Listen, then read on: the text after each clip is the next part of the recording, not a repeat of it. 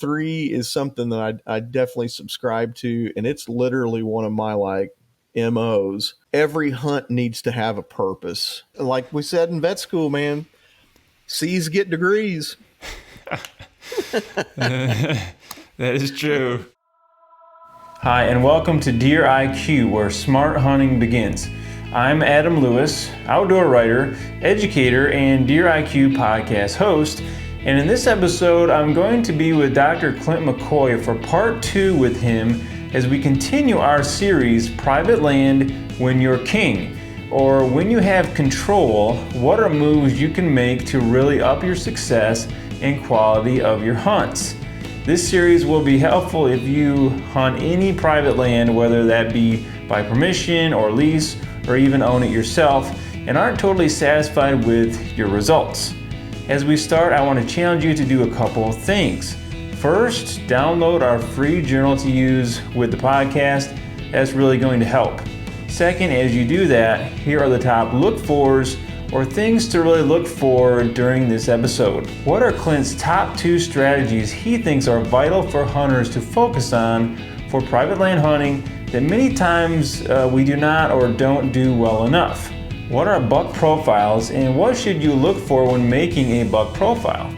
And how should you use them to seal the deal on bucks or at least increase your chances? And what are his top 3 tips to not overlook to get the most out of your private land setups? And there's a lot more in there too, those are just a few. And also we reveal Clint's Deer IQ test score, which you can also take and compare yourself to him. And I have one challenge, just one at the end, that I believe will really help you out. So make sure to stay and listen for that. And now let's get to the podcast and up your Deer IQ. All right, I'm back here with Dr. Clint McCoy. He's a vet, he's an outdoor writer, and he's a big buck slayer here. And in segment 1, we talked about just some general approaches to private land. We're talking about when you're king or when you have control of private land, what do you do? And we talked in that segment about just some ways you can actually get and keep permission on private properties, as you know, most deer are taken on private, let alone, you know, I know public is really popular, but private is statistically the place to be. And so we're looking at tactics for that. And we're going to get into some specifics here with Clint about his tactics on private land. So let's just jump right in. First, what's your specific approach to private land hunting? A strategy to be successful, you know, year after year? What are your, like, I guess, top couple strategies that you really like? And can you explain these a little bit? Yeah, I try and specialize in identifying target bucks. And over the last 10 years, I've killed at least one specific target buck intentionally, if not both tags. And it's an arduous task to try and follow a deer for 12 months. And it seems really unrewarding, but sometimes it can. But when you can look up at the wall and see, I got that one on video myself, that one, and I did it on purpose. That's what really, really drives me. You know, anybody can go out and shoot 130 incher during the heart of the rut. I'm not interested in that. I used to do that. Now I want to identify a target, match wits with him, and oftentimes for me, the chase is more important to me than the take, because I've gotten beat by several bucks and they've taught me a lot of lessons and made me better. Yeah, I think there's I think a lot of guys could identify with this. There's a progression over time, and it doesn't mean that you will go through this, but a lot of guys do, where they just, you know, when they're younger or just get into hunting, it's just about, can I shoot something, right? And then they get a little more picky. It's about, you know, shooting a certain age structure maybe. And then it progresses into kind of what you're saying there, where it's like, okay, a specific buck. I'm tracking. This is dual. Is what it turns into, right? What are some things you mentioned? 12 months out of the year, and I think hardcore hunters get that it's it never ends type thing. But can you describe, like, what do you do for 12 months during the year? Because a lot of guys like, oh, hunting season's a month away. I'm going to start shooting my bow. Then I'll hunt for a couple months, and then I'll put it up for 8 months or whatever, right? So what does this 12 months look like for you? If I'm honest, it's more like 10 and a half, but it's always on my mind. So the reason I say 10 and a half, when turkey season's over, from middle of the spring to about the 4th of July, it's deer season spelled with an A, DEAR season. So I got to take care of the wife then. But you're right. So it's on a monthly to monthly basis. I typically start my, long range glassing and observation on potential target buck sites right around the 4th of July weekend. That's my like target date. I do like to try and have a majority of my trail cameras put in place, um, by the 10th to the 15th of July, and just let them soak, let them sit. I don't necessarily need all the data. Like, what's the point of going and checking a camera card on a reliable camera um, in August 1st, on August 1st, when you're not going to be able to do anything with the data until October anyway? Like, trail cameras can be your helper, but they can also hurt you. Um, but anyway, July and August are typically trail camera and long range observation sits in the evenings. Um, we're shooting through the summer. I always pick up my bow about Veterans Day, or excuse me, Memorial Day, and just start working the kinks out, getting my gear ready. But when it comes to September, it's my least favorite month. Everybody's in the shift. Farmers are in the fields.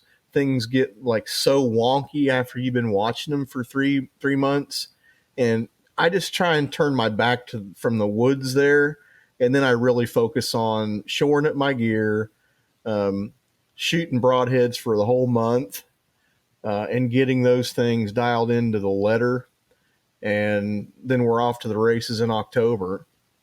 Gotcha. Yeah. So you're starting to pattern these bucks, right? You're trying to pattern them all year long because you go after a singular buck or bucks. I'm guessing you have multiple on different properties and different things. As you do that, and you are in control. I know you hunt with other guys, and that was mentioned in segment one. There's other people that hunt these properties with you, or at least most of them.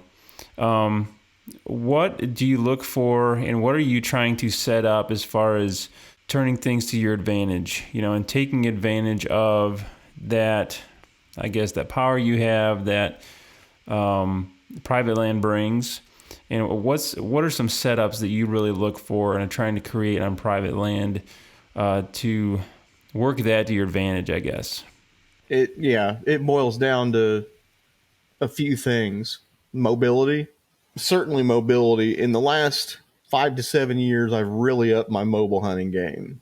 Thrown in some saddles, got a B stand and sticks, and like combining stationary pre-hung in high value target areas, but also freelancing it, going experimenting it with this hollow or this ridge top with the saddle or a mobile set. And being mobile is absolutely number one priority for me around here. You don't always have to go public to go mobile. And I can't tell you how many tree stands I see when I'm out shed hunting in the wintertime and scouting that have been there for since I was in high school. Like nobody ever moves them.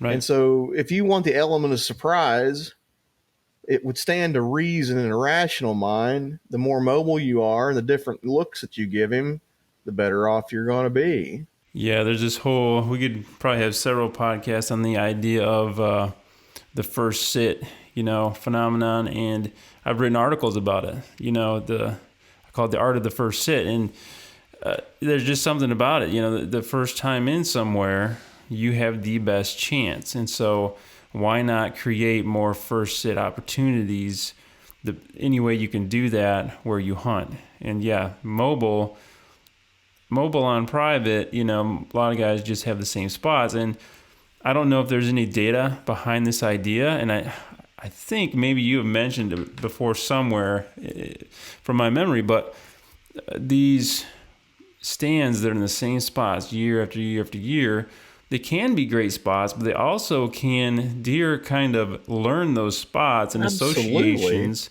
and even can pass that along potentially to other deer, to fawns and things. Again, I don't have data for that, but to me it makes sense. Yeah, you can look. Dogs learn, and no one's out to kill a dog, right? Think Right. about it.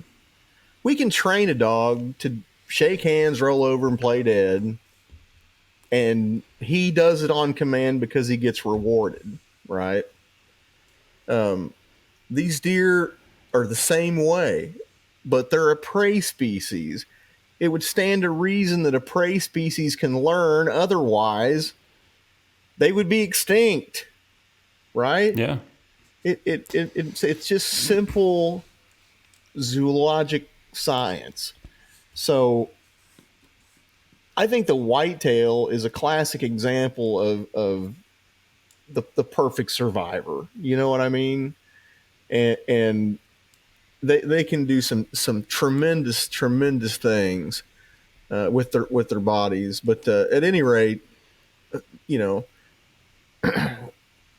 whether whether we're treating and talking about dogs or deer, um, the fact of the matter is these things are hardy animals, and you need to give them the respect that they deserve, especially with trying to work up your setups. Yeah.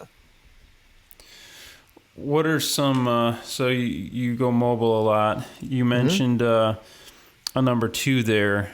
What was number two on your strategies? And we can dig into those a little further maybe. Yeah. So number two is definitely hunt when it's right.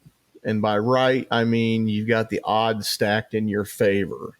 Now, I don't mean hunting when the weather's perfect. That's not what I mean.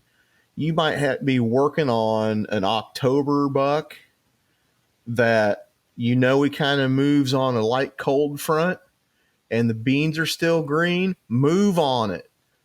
Um, I think I think we can hang back I think we can take that conservative approach way too often, and it cheats us out of experiences. So So how do you, yeah, hunt when the odds are stacked in your favor? And yeah, I've talked to other guys too, and I've written on this. I've experienced this a lot, just knowing when the right time to strike is. And a lot of times staying out is very hard to do. And guys hunt too aggressively and they screw it up before the odds were actually stacked in their favor to get that one hunt, which is your best chance, right? So what markers do you use or intel you use to tell you, okay, this is when the odds are stacked in my favor? that's a deep question, but in order to answer that, you have to go back to your summer study of the individual. Did he give you any clues or any tells that might be a weakness? Does he travel through a certain fence row, or is he always the first one on the field, or is he always by himself? And or is he aggressive or passive? Like lots of different factors there to put that puzzle together. And so your strategy needs to adapt based off of the profile that the buck that you're chasing. Like it's not a one size fits all. Every big buck behaves this way scenario. Mm-hmm. I think whitetails are extremely individualized, just like human beings are. They have their own personalities, demeanors, sex drives, appetites, you name it. They're unique.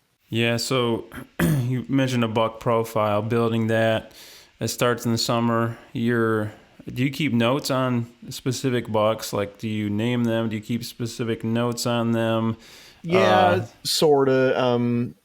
I typically have got a camera with me and or my phone scope with photos so I can shoot long range photos. And what I like to do in the summer is if I've got a high value target that I really want, no, he's a holdover, from last year.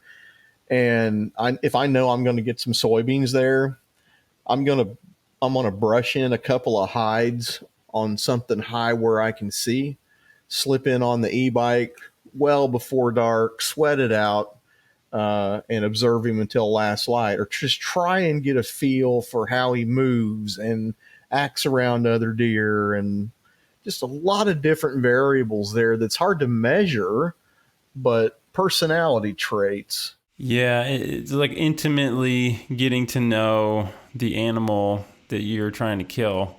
It sounds a little bit sadistic on some level, but knowing that individual deer, so you can see any little crack, I guess, in the armor that you could potentially take advantage of, because the personality is not going to change. The season, might change. Seasonal things happen and change, but the buck still has the same personality, right?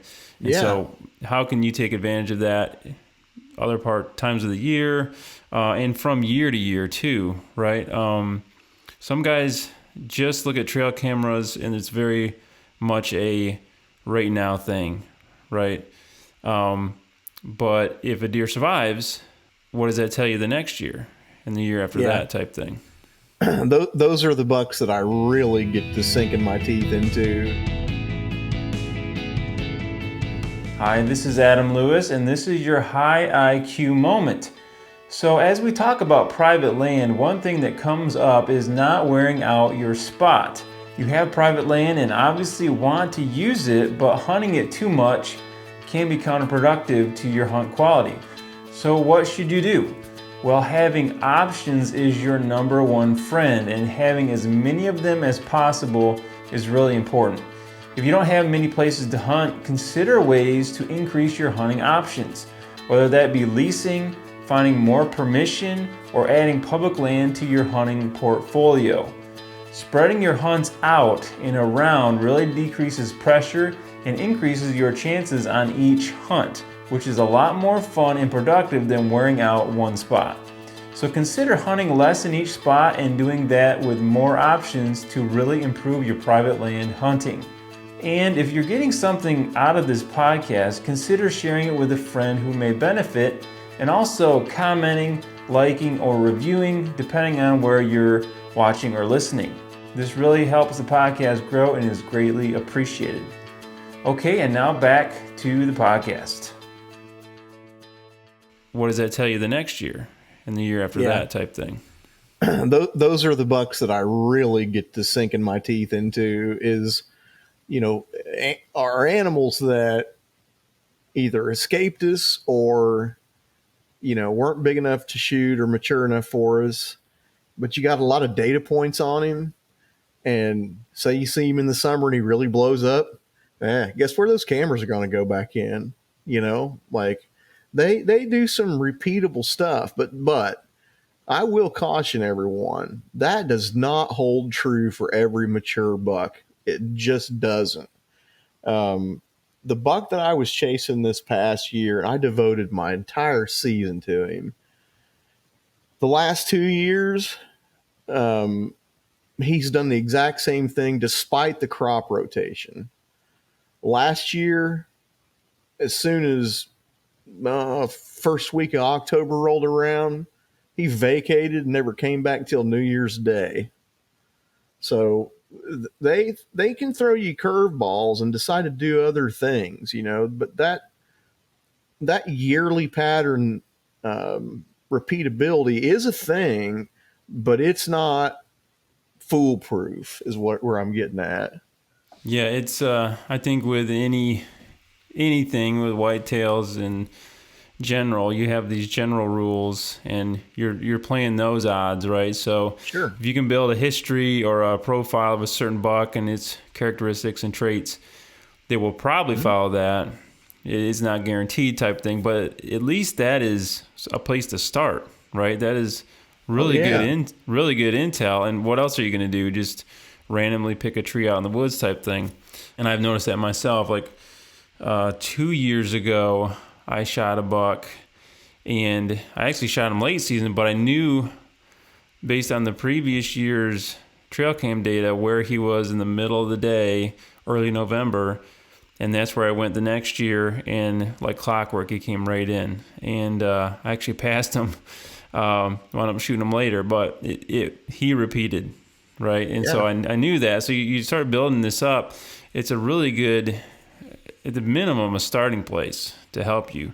Yeah, and not only that, Adam, I think you know, if you're seeing a certain buck behavior or rut time doe centric behavior in a certain area by one mature buck, and he does it for a couple of years and say he dies and or gets hit by a car or whatever, it always seems to me like that same trend with a mature buck happens in the same location. You know what I mean? Like Mm-hmm.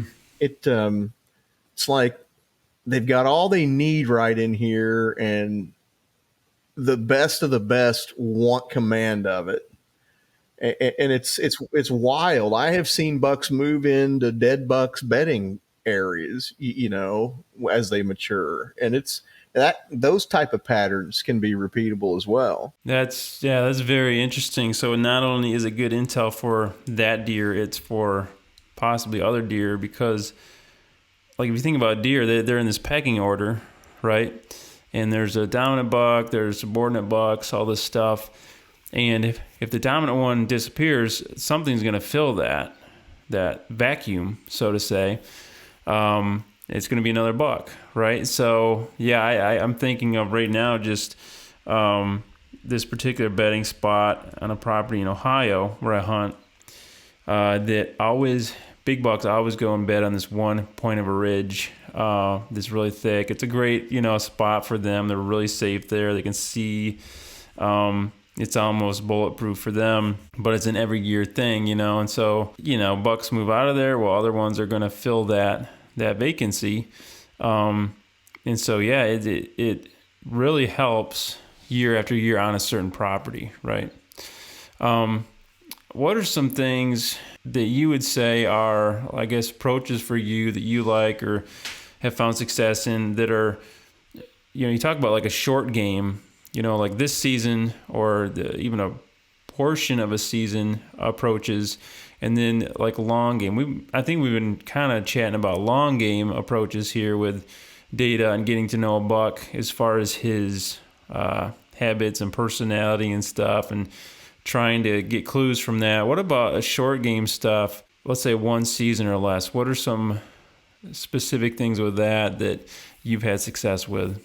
Yeah, so if you're, in my opinion, if you're a bow hunter and you've got 2 weeks vacation, and say you don't know a whole lot about a piece, the very first thing I would try and do is, if you know you're going to take off in November, you damn sure better know where the doe's bed. So instead of worrying about where big bucks are, if you're strapped for time or trail cameras or resources or whatever, um, it's easy to know where doe's bed. Just go kick them out. You can do that in the winter, and they're going to be there in the summer. So if I would start with finding doe bedding, and if I'm generally trying to hunt for a mature buck, and I'm not real particular and don't have a quote unquote target nailed down, I'm hunting the downwind side of doe bedding right around a big scrape if I can find it on a bluebird day with a light but steady wind coming right out of that doe bedding. Yeah, that perimeter doe bedding during the heart of the pre-rut and the rut is dynamite. Right. What about let's say it's early season? Is there a short game strategy that you you like for, like, let's say, that first week? Hate it. Swat mosquitoes. Sit Yeah, back well, and you're watch. Southern Uh, Illinois, uh, so yeah, it's pretty hot. And so I'm up in Michigan, so it's a little different up here. mm-hmm. It can be hot. There Yeah. can be mosquitoes, but sometimes it's getting more fall-like probably than where you're at. Truth be told, what I do is just go out and have some fun edge hunts. You know, on spots that you just don't, you're not really harming it, but I want them to be dual purpose. I want to be able to have a vantage point of something of higher value. If I'm going to go out there and swat mosquitoes and put pressure on the ground as an investment, then I ought to at least be trying to cover ground for where I think or know a mature buck hangs out. It's like a scout slash hunt. Um, but the first 2 weeks of October, we all struggle. Everyone does. They're killable there. You just got to find the right. If I was going to hunt the first 2 weeks of October only during the season, um, I would absolutely try and find the smallest, tiniest patch of cover timber that you can. We're talking a postage stamp, right? 4 acres, 3 acres, and put it smack dab in the middle of the standing cornfield. If he's got a little water source around there, it's like a fortress of solitude, and you can use the corn rows to get in and out and, Yeah. and, and be pretty sneaky. So those are my October strategies, and I've had a little success then, but not a lot. Yeah, I think a key point there that I'll just emphasize is the idea of, especially in private, it's super important. Like, you are usually your own worst enemy when it comes to your hunting spots and putting pressure on. And I think pressure is the biggest thing that kills hunts and hunting spots.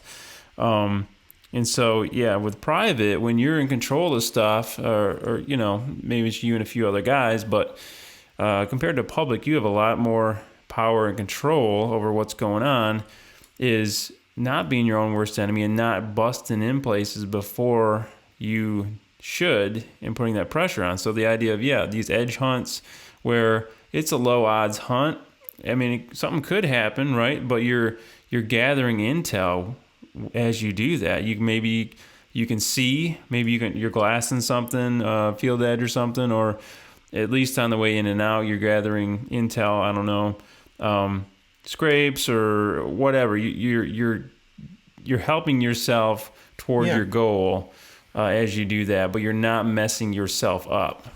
Yeah, we call them burner sets. Yeah, Just go to. I'm just going to go to a burner, and everybody knows what that means in family. Like, we're just going to try. No pressure type hunt.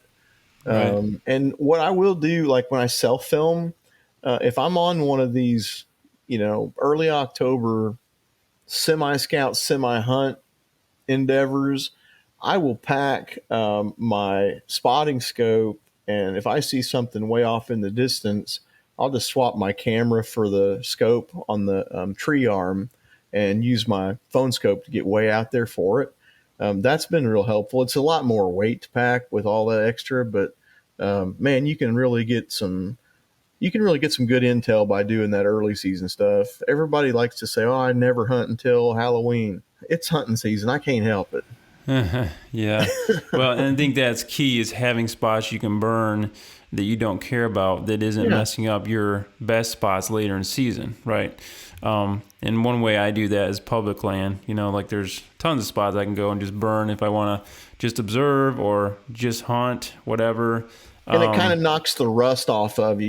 You get your systems all reconfigured, and the first 2 or 3 hunts of the year, it's like a yard sale. It's you don't remember where this goes or which pocket that goes in, and but I think when you get and you haven't climbed a tree in a while, but these early October hunts are a good tune up for when it gets deep and serious. Yeah, yeah. Well, I want to dig in and have you share a story about employing some of these things in maybe a story about a buck that we've been talking about, like personally getting to know bucks on an individual level. Do you have a story you can tell that is kind of an example of how that data played out, and 100%. you were able to use that? Yeah, 100%. So I've got this video of the hunt for this deer on my YouTube channel, and it's just Deer Hunter DVM, Deer Hunter Delta Victor Mike. And so I was working on this buck that we called Son of Sam the year before, and was sporting kind of a squirrely, non-typical rack, and I thought he might just be a 4. But by the end of the year, his rack was just, it was like a hand grenade went off by it. Busted to pieces, sharp. He had scars up and down his neck and back. And on some of my trail camera videos, he was even swatting at like fawns and such, right? I'm like, man, that guy's got an attitude. And so I encountered him in the summer and started putting my eyes on him. And I would sit there in my hides with my spotter, and he was acting the same way in the summer. He would, instead of hitting with horns, of course, because they're soft, this particular buck would go over and just bully a doe off of something he wanted to eat, and he'd rear up and strike her with front feet. And I'm like, man, that guy is nothing but trouble. He wants to beat up everybody. He's asking for it. Yeah. So I had a really crummy hunt on November 2nd in the deep timber for him. Beautiful night. Just didn't even see a single deer. And out of frustration, I'm like, man, I'm going to check these edge cameras. And lo and behold, he'd been there twice that day, both in daylight. So I put up a set in the dark, fiddling around in a junky walnut tree, and went back in. Like when I was hanging the stand in the dark, I put the decoy out in front of me in this big grass waterway, thinking, well, let's try him. He likes to fight. It'll never work. Well, it worked.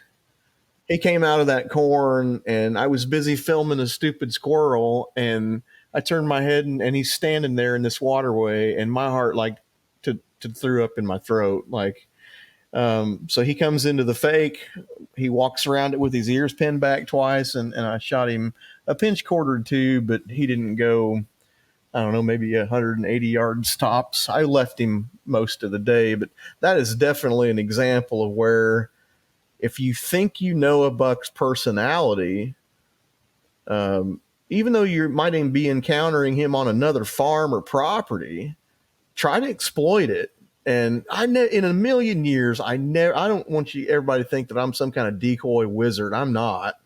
I've spooked more deer with a decoy than killed, but the right deer has to see it, and he has to be in the right mood, and he certainly was.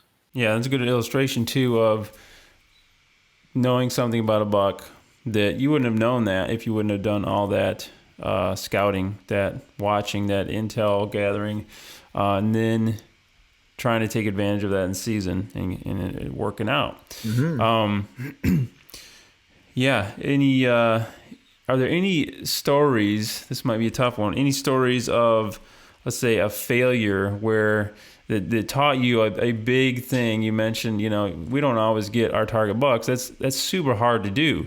But what's one of those maybe, and what did it teach you that would be very helpful to know? Oh my gosh. So it still pains me to talk about to this day. I was maybe 25 then, and I was really taken up with hunting mature deer then, and that's back when we were still using 35 millimeter trail cameras, like actual disposable or those little film rolls. Yeah. Yeah, to take in and get it developed. I got some photos of a buck that was absolutely tremendous. The frame on him was tremendous. And no kidding, it started giving me like butterflies in my stomach because I thought that thing's got kind of a Mel Johnson-y like frame for real. And Mel Johnson in our state is the number one Pope and Young Gotcha. state record. And so then I really started bird dogging this deer and worked my tail off trying to get him. Hung a stand in July for a December winter pattern from the year before. First set, time in the set, here he comes. And I'm falling apart and it's cold. And I draw back. He's getting ready to jump a little woven wire fence and hop out into the field right in front of me to feed. And it's icy and it's snowy. And you know how snow dampens sound, you know, makes everything ultra quiet. Yeah. He gets up there. I'm at full draw. He gets up to the fence and he stops and he's scanning the field. And the bow got to doing this, you know, and I had to let down, and I no more than let down. And he jumped over the fence, trotted out, sucked it back, shot right over his back. Moral of the story, take your time. I rushed. I couldn't control my emotions then, and I rushed that shot. I should have been more cognizant of how much distance he traveled from fence jump to shot site. And I saw that luminant go right over his back, right? So it gets worse. So the neighbor actually found that deer dead that following spring. It'd been hit by a car in the winter. It was in a little drainage ditch right off a blacktop. And so I asked him if I could score it, and it scored as a typical. It scored 195 and 6/8. Oh, wow. That's flirting with upper echelon territory, and that's one I'll never forgive myself for. Yeah, and I mean that's a hard one too, and the idea of the preparation, you know, just preparing so much, and I've talked to other guys about this, and that it's hard to replicate that, but preparing so much and being able to control your emotions, your heart rate, and really focus, it's a very hard thing to do. And if you think you can just go out there and do it, you know, without a lot of preparation and practice and having mental, I guess, checklists and things that you just automatize it. If you start thinking, it is very difficult to pull that off. And I think we've all been there, though, on some level. But I can't say that I've done that with a 195, though. Yeah, when I found out the final tally, I was like, and you know how you see these guys on TV and they're like, I think I'm going to be sick when they miss a big one? Yeah, it's true, huh? It is a real thing. I've confirmed it.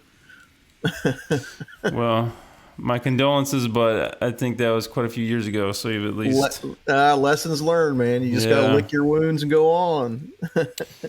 Awesome. Well, as we wrap up this segment, Clint, talking about private land setups and strategies, mindsets, and different things, what are, like, I guess, your top 2 or 3 things that you could just summarize, or maybe we didn't even mention, that you would tell the hunters of how to really take ownership of their private land hunting and setups and get the most out of them? First and foremost, with public ground, if you've got access to it, put the work in. Not just October, November, put the work in. If you put the work in year round, you will be successful every year, period. So work ethic, cultivate your deer work ethic. A lot of time wasted in the summer, or I shouldn't say wasted, but summer burns a lot of hunters' time with family and golfing and other hobbies and stuff like that. But this isn't a hobby for me. This is kind of a way of existence. So, you know, devote your work ethic to it. And number 2, study, self-study. It's so important. Understanding anatomy and physiology and shot placement and broadhead selection and all kinds of stuff. we've got the world at our fingertips now with our smart devices. And years ago, when I was subscribing to North American Whitetail, I used to have to cut the articles out of the magazine that I thought were like, man, and put hole punches in them and put them in a binder. Everything's easy access now. So always be a student of the game, always. And number three is something that I definitely subscribe to, and it's literally one of my like MOs. Um, every hunt needs to have a purpose. Every hunt needs to have a purpose. Am I going here to get a scout mission and maybe a look at him? Am I hunting around his bed? Am I hunting doe bedding in the right time of year? Everything needs to be pragmatic with a purpose. And if you, instead of going and hoping for a deer, go and impose your will, but do it purposefully. I think there's some great tips, and I'll just comment on them. Yeah, those are really ones guys should reflect on, because work ethic matters, and not everybody's going to be maybe as gung-ho as you or me. And priorities, making sure those are correct is important. But yeah, putting in the work ethic, if you expect to get something out of it, you really need to put in the work ethic. You can't just listen to a podcast or do this or that or the other. There's work above and beyond that, but the study part is super important too. And I think that is a huge one that guys don't realize. Maybe some of the older guys like us now getting some age on us, that is a difference between that and the kids coming in now, where they don't realize, and I don't think people realize just how important it is, like actually study. And then you made this journal or this clippings type thing, that adds to your knowledge more than people understand. Yeah. And we have a journal that people can download, and I'll just mention this here to go with the podcast, because the physically writing stuff out, thinking about it, reflecting on it, trying to, figure out whys and whats of certain scenarios and your own specific things, and doing that in a journal is a huge game changer, and will really streamline that. It'll make it so much faster. You'll get gains so much quicker if you can discipline yourself to do that. And then, every hunt needs a purpose. I wholeheartedly agree with that. And maybe guys can relate to this, going out sometimes and in your gut, it isn't going to be a good hunt. Like you don't have enough information. And it never is it? It never is. Like you usually don't get lucky. And so I think a lot of guys lean on luck too much. Yeah. Like when you go out, I want to know I have a good chance. Yeah. Based on things, or know why I'm going out. Maybe it is just to gather intel, like you talked about earlier. This is more of an observation hunt, but there's a purpose to it, right? Yeah. I think those are great ones to kind of end this episode with. So before we go, though, there's a Deer IQ test we have on our website, and Clint took it earlier. And so we want to reveal the score, and he doesn't know his score yet either. It's a 10-question test or quiz. It's challenging. Most of the guests have taken it. It is. Yeah, and if I took it, I've said this before, I'd probably get a 5 or 6 out of 10. It's challenging to it, and I put it together. So you got, let me look here. You got a 7 out of 10. What? 7 out of 10. That's pathetic. Actually, it isn't. I can tell you later the ones you missed, but some of them are pretty tricky questions. So that's actually pretty good. I want to know them right this minute. The 70, like we said in vet school, man, C's get degrees. That is true. Well, let me just end this here, and we can continue chatting. So, all right. If you haven't taken that, go I hate online. Being wrong. You can take it and see how you did compared to Clint. But Clint, thanks for coming on and sharing. I think guys will get a lot out of our talk here today. Yeah, thanks a lot, guys. Appreciate you guys having me, and it's been a lot of fun. Pick up North American Whitetail Magazine and follow me on YouTube at Deer Hunter DVM. That'd be great. All right, as we wrap up, here are some key high IQ takeaways and challenges, or just one. If you have not started journaling, I highly encourage you to do so and journal about this one thing. How can you make each hunt a hunt with purpose? At each time in the season, every time you go out, what is your purpose? What should it be? And how can you hunt with greater purpose each time you go out? And next time we'll continue our private land series with a new guest, Ty Easley from Heartland Bowhunter. You've probably seen him on TV. He consistently shoots really old bucks. How does he do it? Well, find out for yourself on the next episode of Deer IQ, and I'll see you then.